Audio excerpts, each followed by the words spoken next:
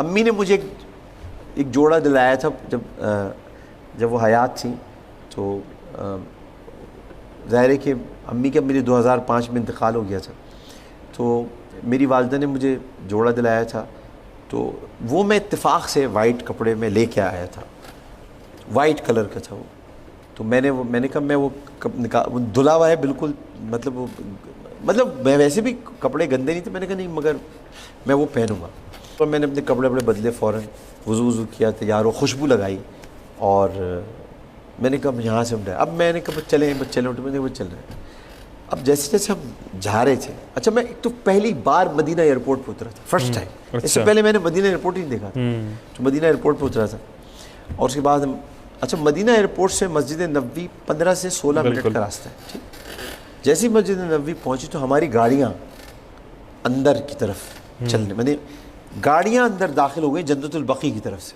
اچھا ٹھیک ہے، جیسے داخل ہونے لگی تو پرائم منسٹر کی گاڑی آگے بڑھ گئی، ہم جس گاڑی میں تھے، میں نے اپنی رکوا لی گاڑی، تو انہوں نے کہا کیوں، میں نے کہا نہیں روکیں، خیر میں اتر، ہم لوگ پیدل آئے تھے، تو شوکت صاحب ہمارے انتظار کر رہے تھے وہاں، تو خیر وہ آئے، وہاں اندر گئے، تو انہوں نے کہا بس اندر چلتے ہیں، انتظار کرتے، خیر انہوں نے مجھے تھوڑا سا کہا کہ ایسے نہیں کرتے ہیں، ڈانٹا واٹا انہوں نے کہ بھائی، میں نے کہا نہیں آپ جا سکتے، ہم گاڑی نہیں لے کے جا سکتے اندر، ٹھیک ہے نا، تھوڑا دور ہی رکنا ہے، اترتے ہوئے گئے، اس کے بعد ہمیں وہ باب جبرائیل سے اندر باب جبرائیل سے آپ جائیں، یوں سمجھ لیں یہ رہا باب جبرائیل جی، اور یہاں سے آپ کو یہاں مڑنا ہوتا ہے، بالکل، تو یہاں ریڈ کلر کے کارپٹ بچھے ہیں، ٹھیک، یہاں آپ بیٹھ گئے، اور ادھر ہی جالیاں ہیں سبز رنگ کی، اب مجھے تو پتہ ہی نہیں تھا کہ یہاں سے جاتے ہیں، اچھا میں سمجھتا تھا وہ سنہری جالیوں سے جاتے ہیں شاید معاذ شریف کے سامنے، بالکل مجھے بھی تو نہیں پتا تھا، وہاں میں بیٹھ گیا، روئے جا رہے ہیں، حالت عجیب ہے، تھوڑی دیر بعد ایک شخصیت ایسی آئی جو تھے تو حبشی لیکن بہت حسین شخصیت تھی، مطلب ان کے چہرے کا جلال اور ان کی آنکھوں میں چمک اور ان کے چہرے کا نور یہ کہہ رہا تھا کہ کوئی معمولی آدمی نہیں ہے، تو مجھے بحر اللہ ہزاروی نے بتایا کہ یہ صاحب جو ہیں یہ صحرا میں رہتے ہیں، اور ان کا تعلق قبیلہ خزرج سے ہے یا اوس سے تھا، یہ ان کلید برداروں میں سے ایک کلید بردار ہے، اچھا، اور چابی لے کے آئیں گے اور دروازہ کھلے گا، لیکن ہم لوگ پہلے نماز ظہر کی پڑھیں گے، یعنی جمعے کی نماز ہوئی، ہم نے نماز ادا کی، اس کے بعد دعا ہوئی، نمازی نکلنے لگے، اب ہم بے چین ہیں، ظاہر اس وقت پڑھنے کے لیے درود شریف کے سوا بھرپور عبادت اور کوئی نہیں تھی، جتنے درود تھے، جتنے امی نے سکھائے تھے، جتنے بچپن میں پڑھے تھے، جتنے یاد تھے، وہ سارے درود ہم پڑھتے رہے، اور بس انتظار کرتے رہے، بار بار کنڈی پہ نگاہ پڑتی تھی جس پہ لکھا تھا قصیدہ بردہ شریف کا، میں قصیدہ بردہ شریف کا آپ کو اس لیے میں نے کہا میں نے یمن میں پڑھا تھا قصیدہ بردہ شریف، بالکل، اب میں آپ کو اس سے یہ کنٹینیوٹی ملا رہا ہوں، تو اس پہ لکھا تھا هو الحبیب الذی ترجى شفاعته لكل حول من الاحوال مقتحم، یہ قصیدہ بردہ شریف کے شعر میں یمن میں پڑھ چکا تھا، اور یہی قصیدہ بردہ شریف کا شعر مجھے کنڈی پہ لکھا ہوا نظر آیا، تو وہ آئے انہوں نے دروازہ کھول، اب جب دروازہ کھل گیا تو اب اندر جانے کی ہمت نہیں ہو رہی، میرا خیال ہے کہ پاؤں جو ہے وہ کئی من بھاری ہو گئے تھے، تو انہوں نے شوکت صاحب کا نام لیا، میرا نام لیا، میں استخارے میں، تو شوکت صاحب پرائم منسٹر تھے، پہلے اندر گئے، ان کے پیچھے میں گیا، اور انہوں نے میرا ہاتھ تھام لیا تھا، اور اس آدمی کے چہرے کا رنگ بھی متغیر تھا، ہمارا بھی تھا، ہم کانپتے آگے بڑھ رہے تھے، ہمیں اندر لے جانے والا بتا رہا تھا یہ فلاں زوجہ مطہرہ کا یہ گوشہ ہے، یہ فلاں زوجہ مطہرہ کا گوشہ ہے، یہ فلاں زوجہ مطہرہ کا گوشہ ہے، اور پھر ہم تھوڑا سا لیفٹ کو ٹرن ہوئے، پھر تھوڑا سا رائٹ کو ٹرن ہوئے، پھر تھوڑا سا لیفٹ آتا ہے، اور پھر اس کے بعد رائٹ مڑتے ہیں، تو ایک تصویر جو بہت سارے لوگ لگاتے ہیں جو کہ غلط لگاتے ہیں اور یہ کہتے ہیں کہ شاید یہ قبر رسول یا تربت رسول. ایک تو یہ قبر اور تربت کا لفظ استعمال نہیں کرنا چاہیے. امام مالک کہتے ہیں کہ جب بھی روضہ رسول پہ جاؤ، یہ قوم میں رسول کی زیارت کے لیے گیا تھا. قبر اور تربت ان کی ہوتی ہے جو مردہ ہوتی ہے، بالکل، جو زندہ ہوتے ہیں ان کی قبر نہیں ہوتی. تو وہاں پر تصویر شیئر کی جاتی ہے. وہ ایکچولی حضرت فاطمہ کا گھر ہے وہ. اچھا. اور وہ حضرت فاطمہ کی جہیز کا سامان ہے اور ان کے گھر کا سامان ہے. اس پہ جو امامہ رکھا ہوا ہے وہ مولا علی کا ہے. تو لوگ سمجھتے ہیں کہ یہ شاید یہ نہیں ہے، کیونکہ نبی کی تو آپ دیکھ ہی نہیں سکتے وہ مقام، کیونکہ ادھر سب جگہ پہ بند ہے، وہ دیوار ہے، اس پہ غلاف چڑھا ہوا ہے گرین کلر کا. ٹھیک ہے. تو وہ ہمیں اندر لے کے وہ موڑ کے اس نے جو صاحب تھے وہ آئے اور انہوں نے کھڑا کر دیا، کہا سلام پڑھو. عربی مسئلے کا انہوں نے کہا سلام. اب ہم نے سلام پڑھنا شروع کیا. اب میں نے آہستہ آہستہ ایک نعت پڑھنی شروع کی. میٹھا میٹھا ہے میرے محمد کا نام. بہت آہستہ آہستہ، بہت آہستہ، اتنی آہستہ کہ شاید میرے ہی کان سن سکتے تھے. شوکت عزیز میرے ساتھ آ گئے، وہ میرے ساتھ مل کے وہ نعت پڑھنے لگے. میں نے وہاں ایک معجزہ دیکھا اپنے نبی کا، اور وہ یہ دیکھا کہ بالکل ہمارے پیچھے معاجہ شریف تھا اور اتنا رش تھا کہ ہم وہاں دیکھ سکتے تھے نا جالیوں سے باہر. بالکل. رش اگر ہوتا ہے نا تیمور بھائی، خاموش رش بھی ہوتا ہے، تب بھی اس کی سرسراہٹ ہوتی ہے. میں قسم کھا کر کہتا ہوں اپنے رب کی عزت کی کہ وہ سرسراہٹ ہمیں اندر نہیں سنائی دے رہی تھی. سکون تھا اندر آ ہی نہیں رہی تھی آواز کہ باہر کچھ ہو. ایسا لگ رہا ہے کہ ٹی وی کی آواز کسی نے بند کی ہوئی اور باہر مجمع جا رہا ہے. بس یہ میں نے معجزہ دیکھا، اور مجھے قرآن کی اس آیت پر واثق یقین ہوا، یا ایھا الذین آمنوا لا ترفعوا اصواتکم فوق صوت النبی، اپنی آوازوں کو نبی کی آواز سے بلند مت کرو. تو وہ اللہ نے خود ہی انتظام کر رکھا ہے. اگر کسی کی ہو بھی جائے گی تو وہ آئے گی نہیں اندر آواز، پہنچے گا بھی تو درود پہنچے گا. تو وہ ہم پڑھتے رہے اور بہت دیر تک پڑھتے رہے. اور پھر اس کے بعد وہاں پر ایک گوشہ ہے جو خالی تھا، اور میں نے چونکہ پڑھ رکھا تھا تو مجھے خالی گوشہ معلوم تھا کہ وہ خالی گوشہ نہیں ہے، یہاں حضرت عیسیٰ علیہ السلام کی قبر بنے گی. تو میں نے وہاں کھڑے ہو کے حضرت عیسیٰ علیہ السلام کی ممکنہ قبر کے سامنے یہ کہا کہ اے مسیح اللہ، آپ نے آنا ہے رسول کے امتی کی حیثیت سے. تو مجھے تبہ بادشاہ یاد آ رہا ہے اس وقت. تبہ یمن کا ایک بادشاہ تھا، اور اس نے گھر کی چابیاں اپنے غلام کو دے کر کہا تھا کہ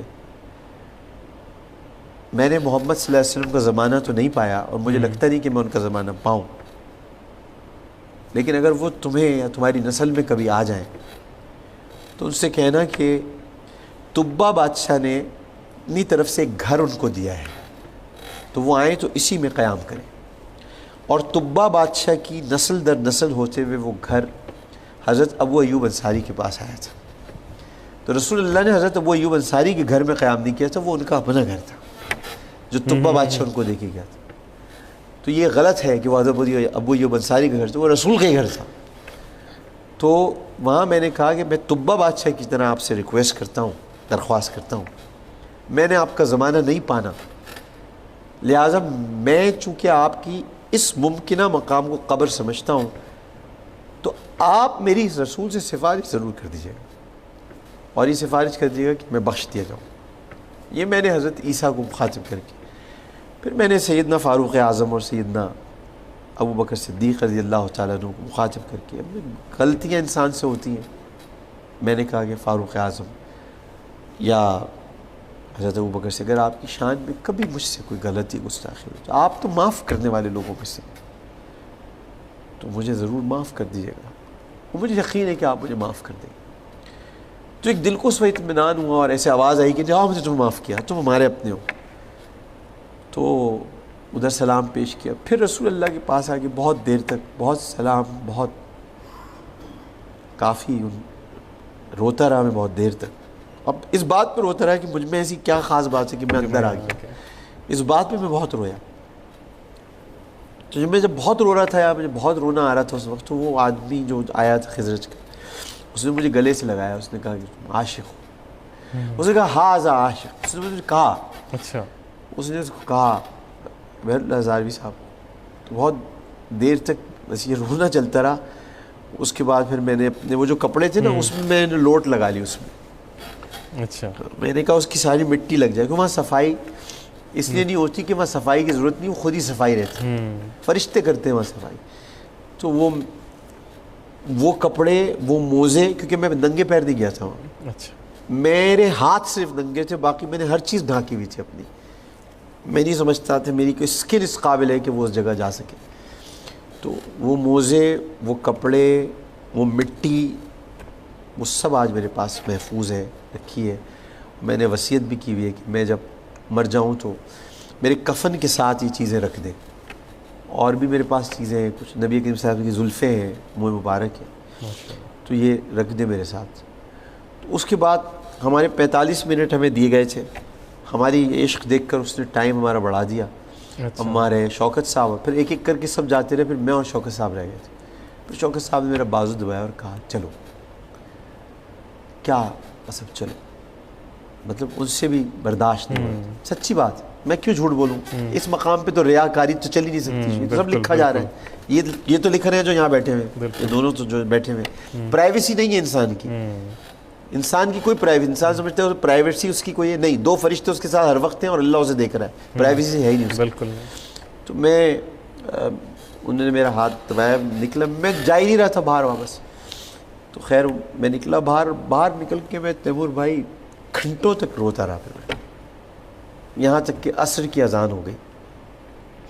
اور اس کے بعد پھر وہاں پر مسجد نبوی میں ہمیں چونکہ نکلنا تھا اور عصر کچھ دیر بعد کھڑی ہوتی ہے, تو انہوں نے ہم سے کہا کہ آپ میں کوئی ہے جو نماز قائم کرا دے.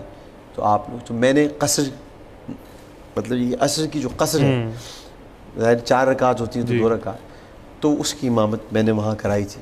مسجد نبوی میں میں نے نماز پڑھائی تھی. اس کے بعد ہم سب لوگ چلے گئے تھے. تو بس یہ ایک حضوری تھی, ایک حاضری تھی. اور